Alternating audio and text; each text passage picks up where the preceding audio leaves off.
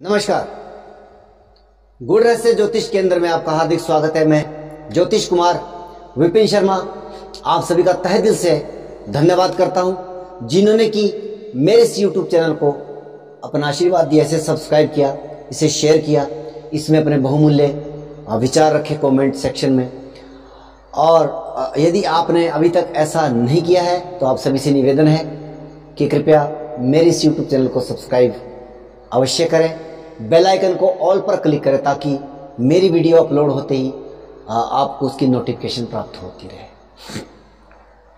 तो प्रारंभ करते हैं अपने वादे के मुताबिक। हर मास, हर महीने और मैं विशेषता हिंदी पंचांग या हमारा सनातन भारतीय जो सभ्यता के अनुसार जो मास होता है, महीना होता है, सौरी मास होता है, उसके अकॉर्डिंग जो है मैं राशिफल लेकर के आता हूँ। तो आषाढ़ मास से लेकर मैंने प्रारंभ किया है सावन, और भाद्रपद मास जो कि 17 अगस्त से लेकर 17 सितंबर तक रहेगा। तो यह जो है मास कैसा जाने वाला है, 12 की 12 राशियों की चर्चा इसमें निश्चित तौर पर होगी। उससे पहले आप सभी का हार्दिक धन्यवाद। मेरा अभी रक्षाबंधन के ऊपर विशेष वीडियो जो है वो मैंने अपलोड किया और उस पर आप सभी ने बहुत आशीर्वाद मुझे प्रदान किया, इसके लिए हार्दिक धन्यवाद।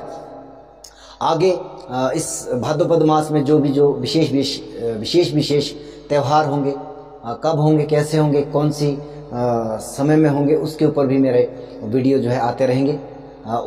उन सभी जो है सभी चीज़ों के लिए आप जो है मेरे इस YouTube चैनल को आपको सब्सक्राइब करना होगा। वीडियो को अंत तक देखना आपके लिए आवश्यक होगा ताकि कोई विशेष महत्वपूर्ण जानकारी आप जो है वो मिस न कर जाए। प्रारंभ करते हैं। सबसे पहले भाद्रपद मास की फलश्रुति। भाद्रपद मास जो है वह 5 शनिवार इस माह में होने वाले हैं। फलस्वरूप मैदानी इलाके उसमें अतिवृष्टि और बाढ़ आदि की स्थितियां निर्मित हो रही है, फसलों को नुकसान होने की संभावना भी बन रही है। पहाड़ी क्षेत्र खास करके विशेषता उत्तर भारत के जो राज्य हैं उसमें जो है पहाड़ी क्षेत्रों की मैं बात कर रहा हूं, तो उसमें जो है खंड वृष्टि या कम बारिश होने की संभावना बन रही है। यह मास खास करके व्यापारिक क्षेत्र के लिए और राजनेताओं के लिए लाभकारी सिद्ध होने जा रहा है। तो इसी फलश्रुति के साथ राशिफल में आगे बढ़ते हैं। सर्वप्रथम बात करते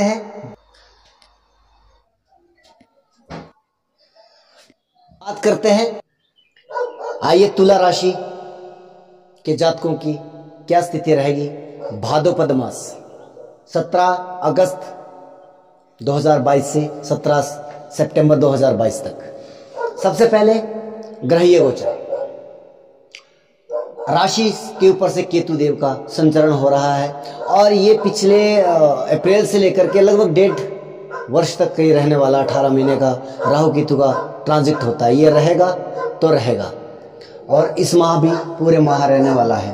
आपके चतुर्थ भाव में वक्री अवस्था में स्वराशिगत शनिदेव, षष्ठम भाव में देव गुरु बृहस्पति भी स्वराशिगत वक्री अवस्था में, राहुदेव सप्तम भाव में, अष्टम में मंगलदेव, दशम भाव में शुक्र और एकादश भाव में सूर्य और बुध। सूर्य भी स्वराशिगत है। तो बुध यहाँ पर केवल 20 अगस्त यानी कि 2 से 3 दिनों तक जो है वो मासारंभ में रहने वाले हैं। उसके बाद वह भी 12 भाव में अपनी ही राशि के उच्चस्थ स्थिति में प्रवेश करने जा रहे हैं। तो अभी कैसे रह सकता है ये भाद्रपद मास? सबसे पहले केतु लगन में है, राशि पर से गोचर कर रहा है। कहीं ना कहीं मानसिक तनाव जो है वो रहने वाला है, वह जो है कंटिन्यू है, उसमें बढ़ोतरी हुई। सावन मास में अधिक परेशानियों से आप गुजरे हैं।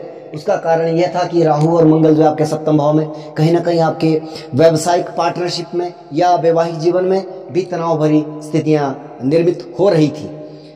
किंतु अब इसमें कुछ थोड़ा सा रिलीफ मिलने वाला है क्योंकि 10 अगस्त यानी कि मास आरंभ से पहले लगभग 7 दिन पहले जो है मंगल देव जो है वो राशि परिवर्तन करके अष्टम भाव में चले जाएंगे। कहीं ना कहीं स्वास्थ्य को लेकर के परेशानियां काफी रही है, परंतु निजात पूरी तरह से तो नहीं मिल रहा है। कुछ हद तक उसमें लाभकारी स्थितियां निर्मित अवश्य हो रही है। चतुर्थ भाव में शनिदेव चतुर्थेश होकर के वक्री अवस्था में निश्चित तौर पर चेष्टा बली है, इच्छाएं कामनाएं चतुर्थ भाव से संबंधित कार्य की, जैसे कि भूमि भवन वाहन आदि आप उसके बारे में सोच रहे हैं, विचार कर रहे हैं। लेकिन मेरा एक निवेदन यहाँ पर यह रहेगा, क्योंकि कई बार लोग रेमेडी के बारे में पूछते हैं कि रेमेडी क्या करें। रेमेडी से ज़्यादा बेहतर क्या रहता है कि आप जो है उसके यूटिलाइज कर लें, यानी कि अभी अगर आप अवॉइड करते हैं जब तक शनिदेव वक्री अवस्था में, क्योंकि मास अंत तक जो है वो वक्री अवस्था में रहेंगे। मैं इस विषय पे आपको समय समय पर अवगत करवाता रहूँगा। भाद्रपद के बाद जब अश्विन मास आएगा उसमें भी ये वक्री रहने वाले हैं, तो तब तक इसको आप अवॉइड करें। भूमि भवन वाहन आदि की अगर आप खरीद फरोख्त करने जा रहे हैं तो वहाँ पर आप बचिएगा। और विशेषता मेरा निवेदन रहेगा कि केतुदेव चंद्र राशि के ऊपर से गोचर कर रहे हैं, जितना अध्यात्म की तरफ आपका रुझान रहेगा उतना आपके लिए ज़्यादा बेहतर रहेगा, परेशानी आपकी कम हो सकती है। छठे भाव में देवगुरु बृहस्पति निश्चित तौर पर वक्री अवस्था में, ये भी चेष्टा बली है। कोई ना कोई जैसे कि मैंने पहले भी कहा कि कोई ना कोई जो है वो मानसिक या शारीरिक बीमारी अगर दशाएं अंतरदशाएं प्रतिकूल रही है तो ज़्यादा रह सकती है। अभी भी उसका दौर जो है बरकरार रहने वाला है। कुछ हद तक उसमें रिलीफ मिल सकता है, जैसे आप मेडिसिन ले रहे हो, दवाइयाँ ले रहे हो, तो आपको कुछ हद तक जो है वो आपकी पेन है, आपकी जो स्वास्थ्य को लेकर के इम्प्रूवमेंट आपको दिखाई दे रही होगी। सप्तम भाव में राहु देव रहेंगे, तो अभी तक तो बहुत ज़्यादा परेशानियां रही वैवाहिक जीवन को लेकर के, लेकिन अब इन चीज़ों को कुछ आहिस्ता आहिस्ता शूट आउट करते जाएंगे आप अपने हिसाब से, और वो धीरे धीरे जो आपको उसमें सफलता कहीं ना कहीं मिलती हुई दिखाई दे रही है। लेकिन अष्टम भाव में मंगल का संचरण कहीं ना कहीं, हालांकि द्वितीयेश भी है, पैतृक संपत्ति से लेकर के कुछ ना कुछ जो समस्याएं अभी तक विघटित हो रही थी उसमें कुछ सफलता के आसार आपको दिखाई दे रहे हैं। अगर पैतृक संपत्ति से जुड़ा कोई विवाद रहा है इससे पहले, तो अब उसमें जो है कुछ आपको राहत मिलने की संभावनाएं दिखाई दे रही है। उसके पीछे एक कारण यह भी है कि आपके जो अष्टम भाव में द्वितीयेश का आना, और आपके लग्नेश और अष्टमेश शुक्र देव जो है दशम भाव में है। दशम भाव हमारे पिता की संपत्ति होती है, लेकिन अष्टम भाव हमारा जो वंश परंपरा से संपत्ति आती है, इनके टोटली जो हमारे पीछे से बैकग्राउंड से जो संपत्ति आती है वो अष्टम भाव से हम उसको देखते हैं। तो दोनों प्रकार की संपत्तियों से आपको लाभ प्राप्त हो सकता है, या इसमें जो चल रहे विवाद की स्थिति है उसमें आपको जो है वो आपके पक्ष में वो होने वाली स्थितियाँ दिखाई दे रही है। दशम भाव में लग्नेश का आना कहीं ना कहीं व्यवसायिक क्षेत्र में आपके नए आयाम स्थापित कर रहा है। आप निश्चित तौर पर व्यवसायिक गतिविधियों में अब अधिक एग्रेशन से कार्य कर सकते हैं। अगर आप नौकरी पेशे से जुड़े हैं तब भी, और अगर व्यापार आदि से जुड़े हैं तब भी आपको यहाँ पर कुछ ना कुछ लाभ की परिस्थितियाँ आपको निर्मित होती हुई दिखाई दे रही है। हाँ, स्वास्थ्य को लेकर के अपनी जगह एक वो समस्या है, लेकिन व्यापारिक गतिविधियों में आपको कहीं ना कहीं लाभ प्राप्त हो रहा है। इसके बाद बुध देव आपके 20 अगस्त को जो है वो राशि परिवर्तन कर रहे हैं। बुध देव स्वराशिगत है, भाग्येश उच्चस्थ स्थिति में है, कहीं ना कहीं भाग्य से भी आपको लाभ प्राप्ति की संभावना यहाँ पर दिखाई दे रही है। और अगर बहुत अच्छा है, अगर आपका कोई जैसे आयात निर्यात का व्यापार है या विदेशों से जुड़ा कोई कार्य करते हैं तो उसमें तो अधिक लाभ प्राप्त हो रहा है। शुक्रदेव आपके अभी तक दशम भाव में गोचर कर रहे थे, 31 अगस्त के बाद शुक्रदेव आपके लाभ भाव में आ रहे हैं। लग्नेश का लाभ भाव में आना कहीं ना कहीं यह भी एक बेहतर परिस्थितियों का निर्माण कर रहा है। आय के साधनों को कहीं ना कहीं आपको लाभ प्राप्त हो रहा है। जो अब तक आपकी जो परिस्थितियाँ, जिस परिस्थिति से आप होकर के गुजरे हैं उनसे कहीं ना कहीं आपको निजात प्राप्ति हो रही। वृश्चिक राशि, यदि चंद्रमा आपका 8 नंबर पर है तो आपकी वृश्चिक राशि है। सबसे पहले बात करते हैं भाद्रपद मास में ग्रहीय गोचर किस तरह से आपके लिए रहने वाला है। शनिदेव तीसरे भाव में आपके तृतीयेश और चतुर्थेश होकर के वक्री अवस्था में बैठे हैं। गुरुदेव पंचमेश स्वराशिगत है वक्री अवस्था में। राहु छठे भाव में, मंगल सप्तम भाव में, और ये ग्रह लगभग मास भर यहाँ पर रहने वाले हैं। सूर्य और केतु भी इसी राशि में संचरण करेंगे। केवल यहाँ पर 2 ही ग्रह चंद्रमा को छोड़ दिया जाए तो शुक्र और बुध जो है वह एक बार जो है वो अपनी मास में एक बार राशि परिवर्तन करेंगे। शुक्र देव आपके भाग्य स्थान पर और बुध देव आपके दशम भाव पर सूर्य के साथ वो कंजंक्शन में है, युति में है। तो आइए जानते हैं क्या कुछ रहने वाला है, किस तरह की परिस्थितियां निर्मित हो रही है।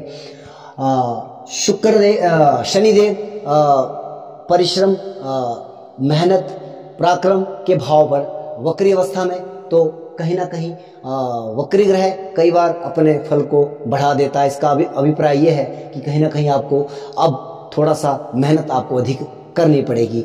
उसके लिए बहुत सारे और भी रीजन हैं, क्योंकि दशमेश का दशम भाव में और लाभ भाव का उसके साथ संचरण जो है वह व्यावसायिक कार्य में आपको लाभ प्राप्ति होगी। आपके पास जो अब तक काम की ब्लॉकेज चली आ रही थी उसमें कहीं ना कहीं आपको काम आना शुरू होगा। अगर आप व्यावसायिक क्षेत्र में हैं आपका काम बढ़ने वाला है, उसमें मेहनत करनी पड़ेगी।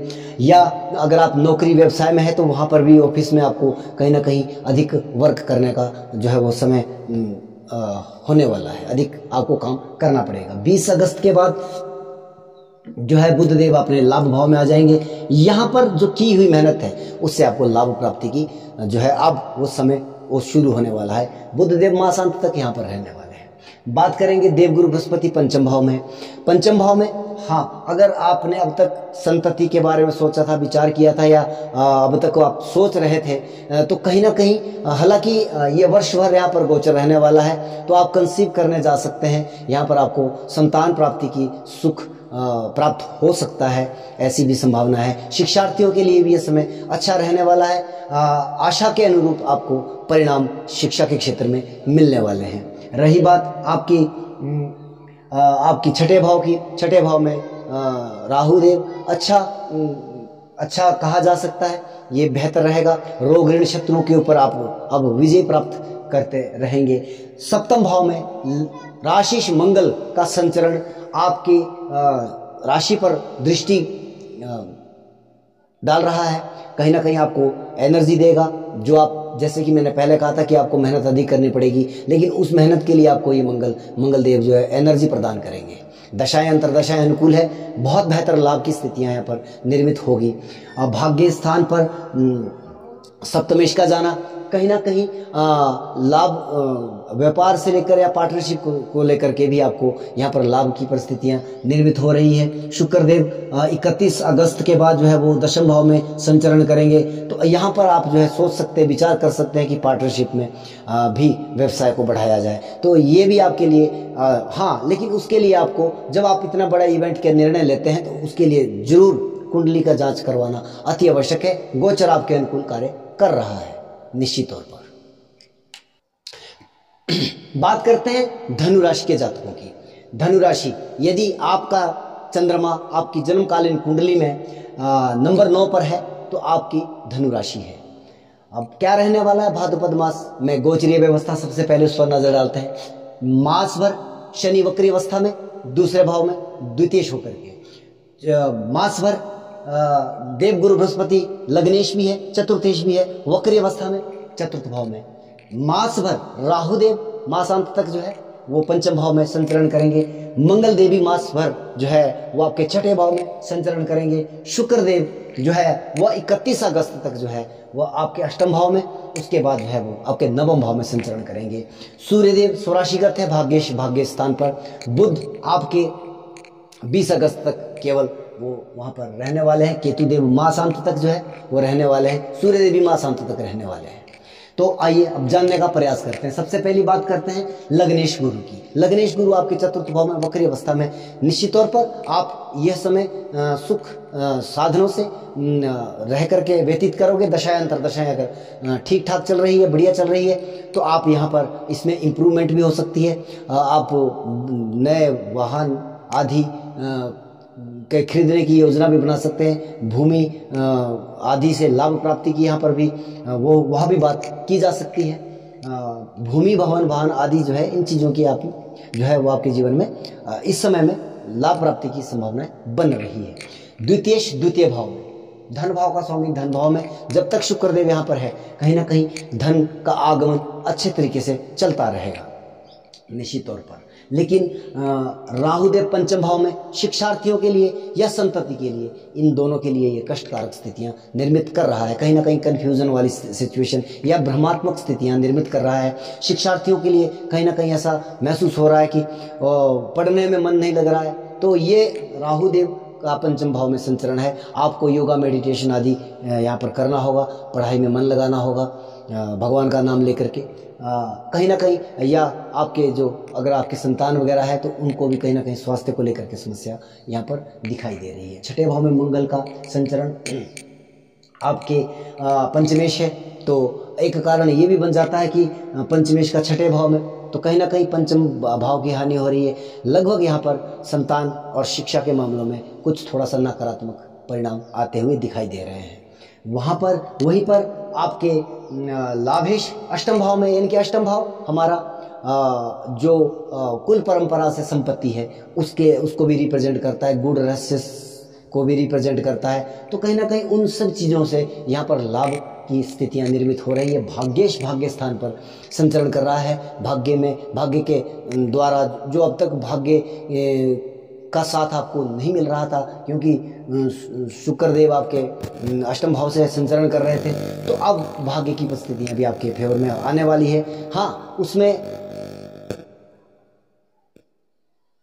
क्या हो सकता है सबसे बढ़िया कि अगर दशाएं अंतरदशाएं आपकी अनुकूल चल रही है, बहुत बेहतर आपको लाभ यहाँ पे प्राप्त होगा। 20 अगस्त के बाद जो है बुध देव दशमेश दशम भाव में व्यावसायिक गतिविधियों में भी आपको अनंत लाभ प्राप्ति की संभावना यहाँ पर दिखाई दे रही है। आप कोई नया व्यापार भी प्रारंभ कर सकते हैं और वह भी आपके लिए लाभकारी परिस्थितियाँ निर्मित करेगा। निश्चित तौर पर शुक्रदेव 31 अगस्त के बाद जो है वो आपके भाग्य स्थान पर आ जाएंगे। यह एक और भी बेहतर लाभेश का भाग्य स्थान में आना कहीं ना कहीं, और उधर बुध का दशम भाव में, तो लगभग 1, 2, 3 और 4 ग्रह जो है स्वराशिगत हैं, और ये एक बहुत बढ़िया शानदार संयोग आपके लिए बन रहा है धनु राशि के लिए। और रही बात रेमेडी की, देखिए उसके लिए मैं प्रिपेयर नहीं करता हूँ। हालांकि चलो अगर आपकी मांग ऐसी रही तो कुछ जरूर इसके बारे में सोचने का विचारने का करूँगा। वैसे मैं, आप जैसे कि मुझे जानते ही है कि रेमेडी होती है, ऐसी बात नहीं कि रेमेडी से काम नहीं होता, सब कुछ होता है, लेकिन रेमेडी तब तक हमारे लिए अधिक लाभ प्राप्ति नहीं करवा सकती जब तक हम अपनी जन्म कुंडली का विश्लेषण सही ढंग से या अच्छे एस्ट्रोलॉजर से नहीं करवाते हैं। तो रेमेडी क्या करनी है, वो आपकी कुंडली नेटल चार्ट से ज़्यादा बेहतर परिस्थितियाँ वहाँ से निर्मित हो सकती है। वीडियो को अंत तक देखने के लिए हार्दिक धन्यवाद। जय सिया राम।